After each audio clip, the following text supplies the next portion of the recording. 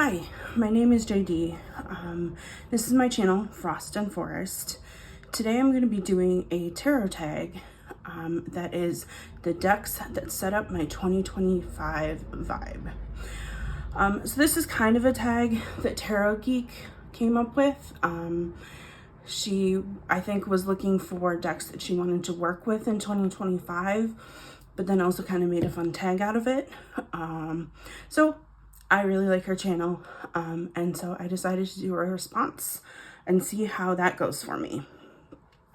So the first prompt is Frost-Kissed Reflections, a deck that serves winter chill vibes. And so for this, I chose the Winter Season Tarot, for, pretty much obvious reasons. This is a deck that I got last fall. I think it came in. It was a Kickstarter. I supported it. And it came in right before winter, which would have been awesome, except for the fact that where I live, we haven't gotten much snow yet, even though usually by this time of year we will have snow, which is a little sad. So I haven't really had a chance to really use this deck, but I was really excited to get it because I like to pull out decks that feel like the season I'm in, and I don't have a ton of decks that just get that beautiful blankety snowy feel when everything around you outside is white. I don't have many decks that do that, and so this deck does. So I'm excited to use it when we get snow.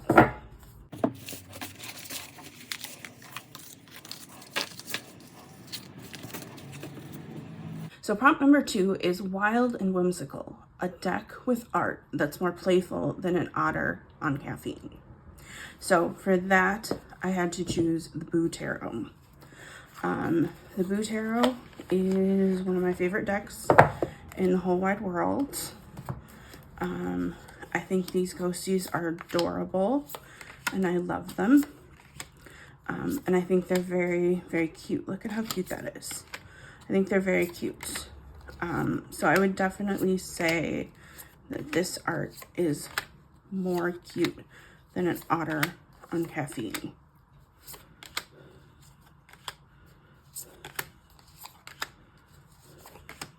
So yeah, that was my response for prompt number 2, the Boo Tarot.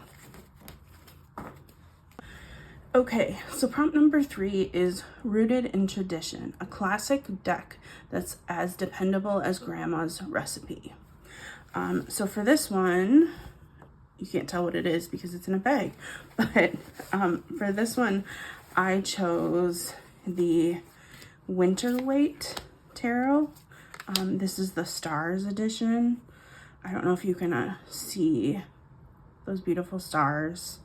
But this is my other deck that feels very wintry. These are the first one you saw, the winter deck, and the winter season deck. And now this one are the only two that I have that are winter feeling. But one of the things I love about these stars is, have you ever been outside on a day after it's snow and the sun is shining? And it makes it sparkle off the snow, or at night when you're outside and there's a street light on and it makes the snow sparkle. That's why I wanted to get the stars version of this deck, because it reminds me of the sparkliness of snow. But why I chose it for this particular prompt is, one, it is the RW, the classic RWS art, but it does feel very cozy, and it feels just very familiar for me, and so that's why I thought it would be a good choice for this prompt.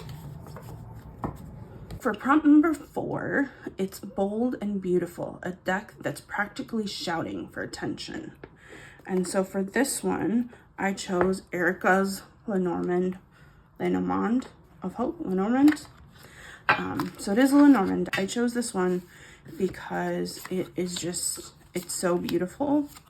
One of the first things I thought about when I saw this deck is just how beautiful this artwork is. They feel like paintings in your hand. And so I still to this day think that this is one of my most beautiful decks. And so that's why I chose it for prompt number 4, Bold and Beautiful. Prompt number 5 is Shadows and Secrets, a deck that's as mysterious as your neighbor's cat. And so for this one, I chose the Night Visions Tarot. This is a version of the Prisma Vision Tarot. But it came out last year, and it is in black and white, except for one of the cards. The extra card that he always puts in his decks has a little bit of red on it, and the red kind of matches this gilding color. But I really enjoyed this deck. It does give this deck, like look at that card, it does give this deck a little bit of a creepy feel to it. It makes it a lot more shadowy, which is part of why I chose it. I was also using this deck a lot around Yule. You know, on those longest days, this deck just felt right because it was a little bit dark. And I also kind of like the creepier side of Christmas sometimes. And so this deck also matched that kind of energy. So yeah, this is my choice for Shadows and Secrets. It is the Night Visions Tarot. The next prompt is prompt number 6, Gentle Guidance, a nurturing deck that is perfect for tender-hearted readings. So for this deck, I chose the Smoke, Ash, and Ember Tarot. And part of the reason why I chose this is I have always found this deck to feel very soft and gentle. I have used this deck during times when, you know, I just need to think about and get a reading for something to, you know, make myself feel a little better because things are not going very well. You know, there was a time where I was having some hard things going on at work, and so this was a very gentle deck that I could pull out. So I love this deck a lot. I also didn't use it a ton in 2024. So just thinking about the vibes for 2025, this is one of those decks that I would like to kind of start using again and using more because I think it's beautiful. Yeah, so that was the Smoke, Ash, and Ember. For prompt number 7, a deck that's got serious Earth connection goals. So for me, I chose the Inner Ecology Oracle. This is an oracle deck. And it has a lot of like elements. It has different things that you would find in the earth, different ecosystems. It basically just has different things that contribute to ecology in nature. And so, you know, my background is in biology. I work with forests now. And so this deck is kind of how I think about nature, is through my scientific training, but also just all of these amazing things that contribute to how we see nature. So yeah, I think this is a beautiful deck, like predation. I think this is a beautiful deck, and yeah, this is why I chose it for my Nature's Whisper.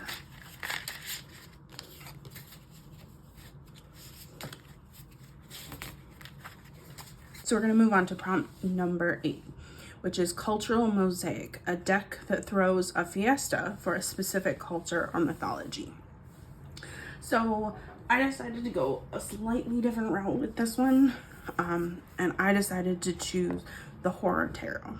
And I think part of the reason why I decided to choose this one is because I got this deck last year and I really loved it. I really enjoyed working with it, and I want to continue to work with it in 2025. But I also thought, this is kind of, horror culture is kind of a culture of its own. And so I thought it was a fun way to take a different spin on the prompt, and get to show a deck that I really like. And I was actually kind of surprised that I liked this deck as much as I did. I sometimes like scary movies and scary things. I like reading Southern Gothic books, but I wouldn't really consider myself a horror person. But for some reason, I really liked this deck. So this is the one that I decided to do for a cultural mosaic.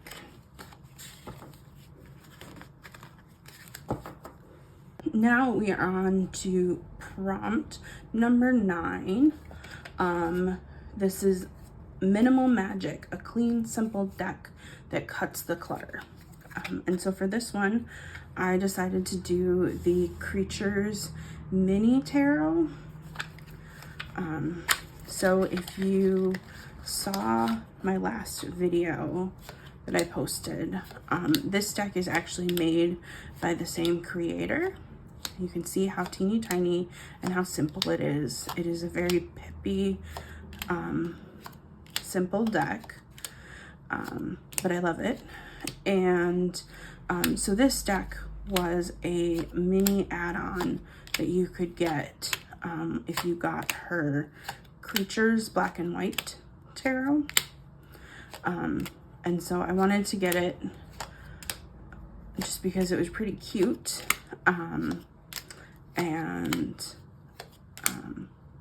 I like having mini decks, as I also talked about in my last video. So this was another way to add a very cute little mini deck to my collection. And I really want to find my favorite cards, so give me a second while we're gonna end on it. That's one of my favorite Chariot cards. I think it's really cute, and I love a balloon.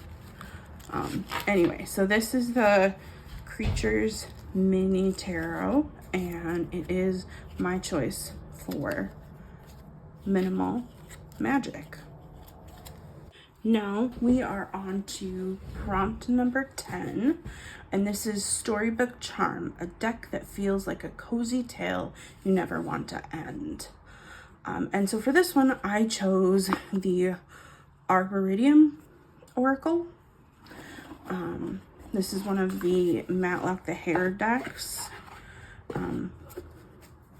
I chose this one because it is one of the first ones I got, and it's also one of my favorite ones. I really love the stories in this one in particular. But any of the decks, oh, I love this card. I love this card so much. Acceptance. I don't know. Maybe I'll tell the story later. But any of the Matlock the decks, I think could have worked for this prompt, because they all have a very storybook feel, and all of them except for the first edition of the White Hair Witch Oracle, all of the other ones, for each card, there's a story that goes along with each card, and then it has kind of a saying or like a takeaway message at the end, but it very much has a storybook feel. And a lot of times I will use this deck. I'll pull a card before bed as almost like a bedtime story for myself. So yeah, this is my pick for the Storybook Charm deck. So then we are on to prompt number 11. This is Visionary Vibes, a modern or abstract deck that is bursting with creativity. I'm not usually a big abstract deck person, so I didn't feel like I had a ton of decks in my collection to choose from.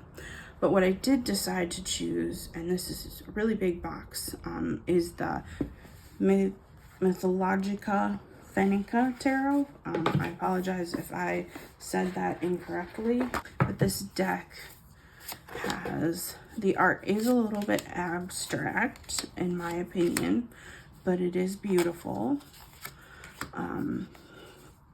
This one also maybe could have been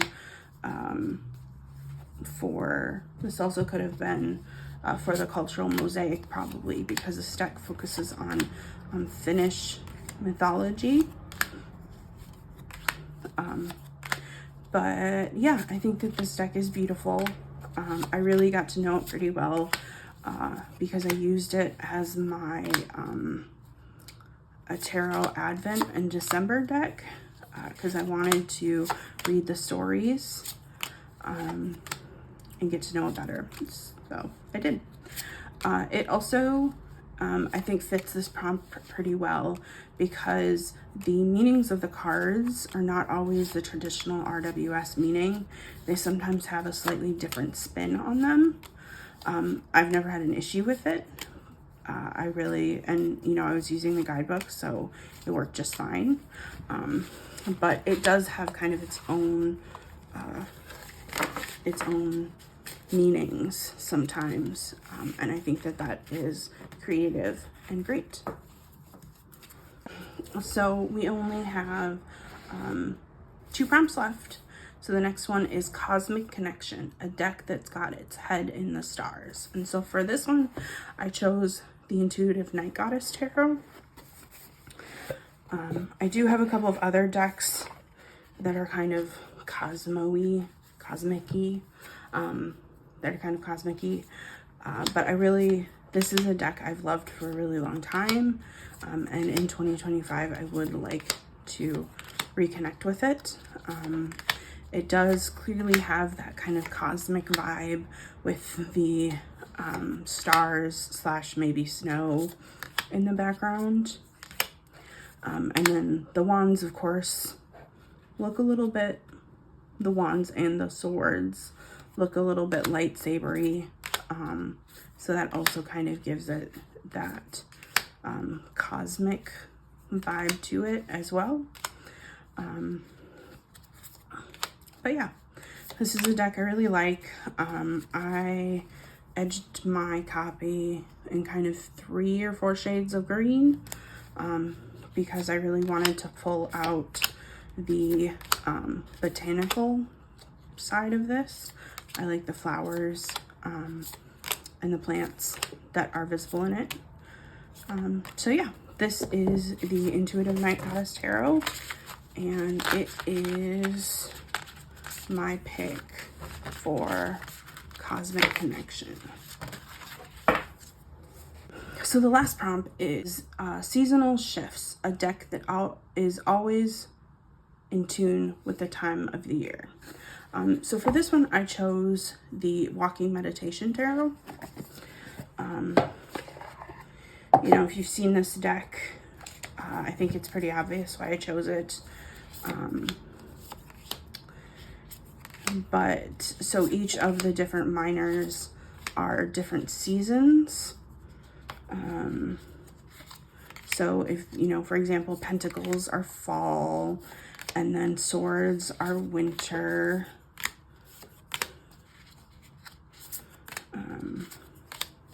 And so this deck just, you know, I live in a place where we most of the time do in fact have 4 seasons. And so this deck is good for, you know, all different times of the year, and lets me connect with the outdoors during that time. This also kind of looks like the kind of nature that's around me, sort of. The tree species are maybe a little bit different, but it looks like where I am. And so it is a great way for me to connect all year round and kind of connect with those changes in season. So yeah, those were my choices for this tag, the decks that set my 2025 vibe. Thank you, Tarot Geek, for coming up with these prompts. It's really fun when you have a way to think about your decks differently and come up with creative ideas and ways to talk about them. So this was great. Thanks everybody for stopping by.